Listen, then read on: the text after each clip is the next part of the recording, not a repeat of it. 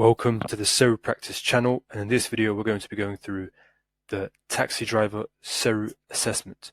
Now, most of you are probably already aware that from the 1st of October 2025, existing taxi drivers, as well as new applicants, must pass the Taxi Driver SERU Assessment.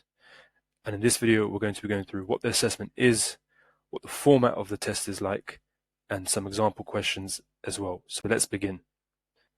So the SERU is the Safety, Equality and Regulatory Understanding Assessment.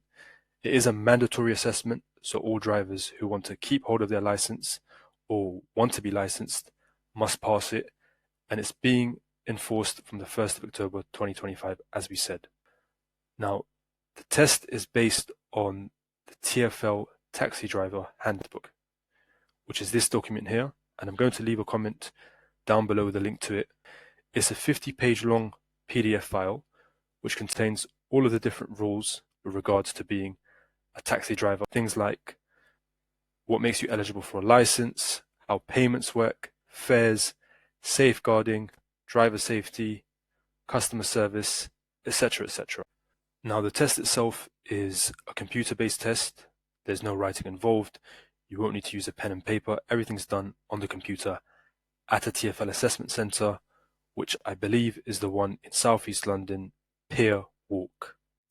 Now, most of what I'll be covering in the rest of the video is based on the June 2025 TPH notice from TfL themselves. So when do drivers need to pass the assessment? Well, for new applicants, they must pass the assessment before they're licensed, and TfL recommend that they pass it at stage 5 of the application process. For existing drivers, they must pass assessment before their license can be renewed. Okay, now the way this is going to work is those drivers whose renewal dates are closer, TfL is going to start reaching out to them and asking them to book their appointments online for their assessment date. Okay, they're not going to contact everybody at once. They're going to work systematically through the expiry dates. Now, when TfL contacts a driver, they will say, can you book your assessment date? And you can do that in your own time online. However, you must pass your assessment before your renewal can be issued. Okay. Now, in the case that you send off your renewal before your expiry date, so let's say your expiry date is the 1st of November 2025. As long as you send off your application before that date, you can continue to work even if you haven't passed the assessment yet. Okay, so you're given 12 months, as TfL have said here. You'll be given 12 months from the date of the license expiry to continue to work, and in the meantime try to pass your assessment. Okay, so that's how the dates work. For those drivers who wish to pass or to take the assessment before TfL have even reached out to them, you can do so by contacting TfL on this email address here. Okay, so in summary, just wait for TfL to reach out to you with an email asking you to book your test. However, you can by all means take the assessment before it is your time. So TfL are going to charge you to take the test, and it's £36 for the first time, and every resit after that, should you not pass, will cost £16. And they are suggesting that you will get your results in 15 days, but it might take 3 weeks and even a little bit longer. Drivers are allowed multiple attempts, so if you don't pass on the first time or the second time, they will give you multiple attempts even if you fail. So onto the test format. So as we said, the test is on a computer. It is an hour long, and it is an open book test. So what this means is you will be provided the handbook, which the test is based on your test date. Okay, TfL will give you the handbook in front of you as you answer these questions.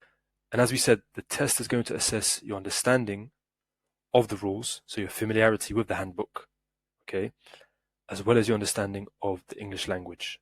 And when we take a look at a few examples soon, you'll understand why that is.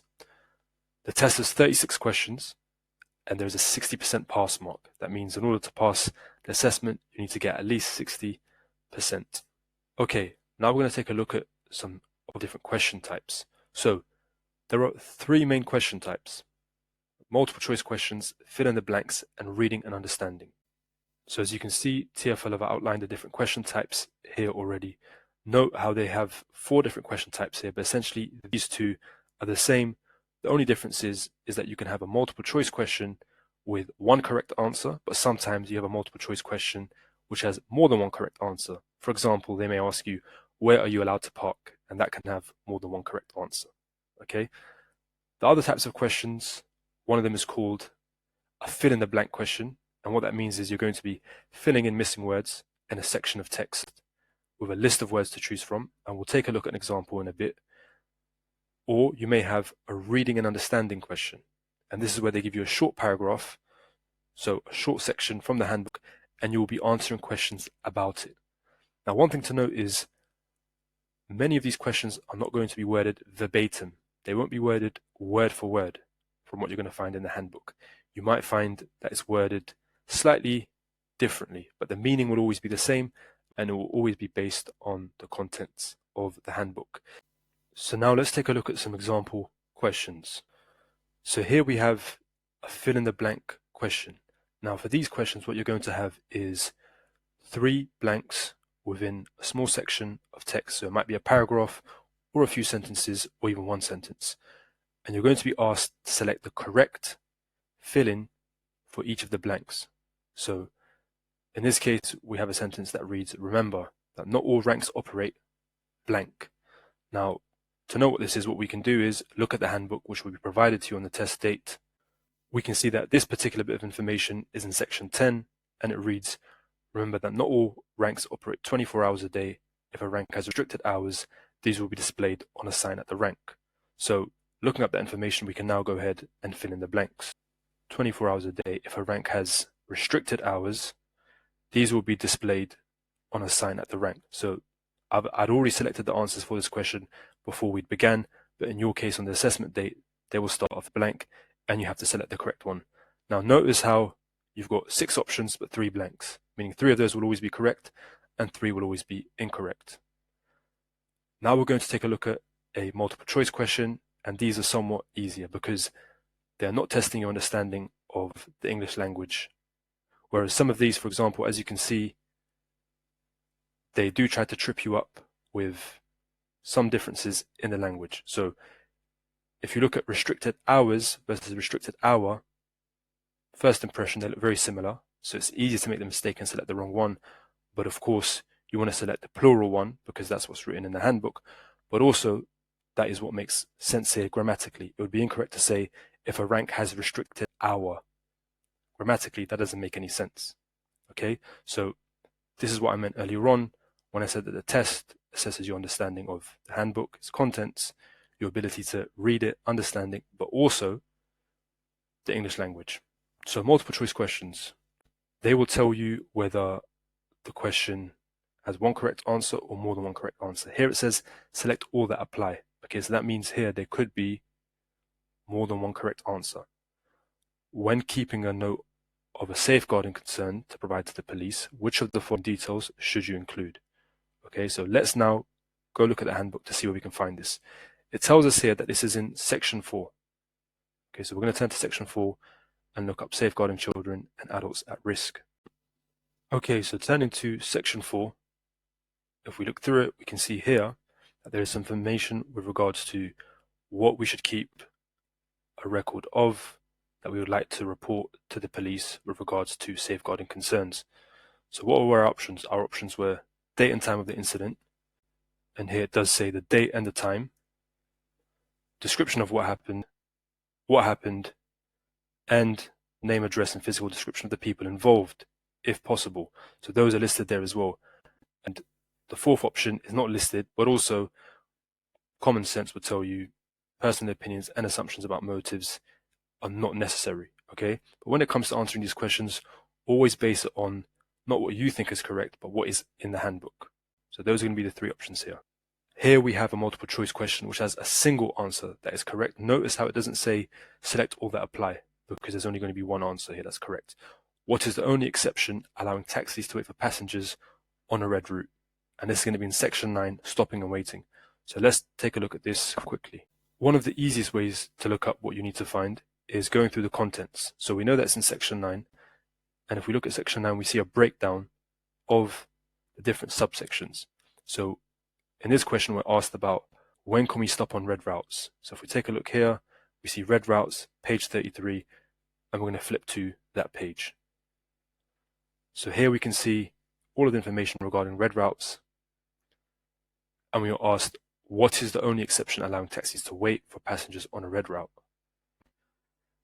The only exception that's allowed when stopping on a red route to wait for passengers is to use a cash point, but only between 10 p.m. and 6 a.m. for no longer than 5 minutes. And we can see that's the first answer here, conveniently. So there you go. That is the second type of multiple choice question, which is a single correct answer. Now, here we have a reading and understanding question. So remember we said one of the question types, they provide you a small paragraph or section of text, and you have to read it and then answer a question about it. So the paragraph reads, when you're working, you must carry your taxi driver's badge, license, and identifiers with you. The handbook also recommends day-to-day items such as appropriate cash float, pen and notebook, sick bags, and spare bulbs. You should keep receipt books or a functioning card, print receipt solution so passengers can obtain a receipt on request. Then they ask you a question about this information. Which of the following statements is correct? You must carry your taxi driver's badge, license, and identifiers with working. Well, that's quite obvious. That is pretty much the very first sentence. The other answers, you are required to keep your original license in the taxi at all times. That was not mentioned. Receipt books are forbidden. That's also not mentioned. A cash float is illegal to hold while working. And of course, that is not true because the opposite is mentioned, that you can carry an appropriate cash float. So this is what a reading and understanding question would look like. You provided a paragraph and you select one or more correct answers from the options.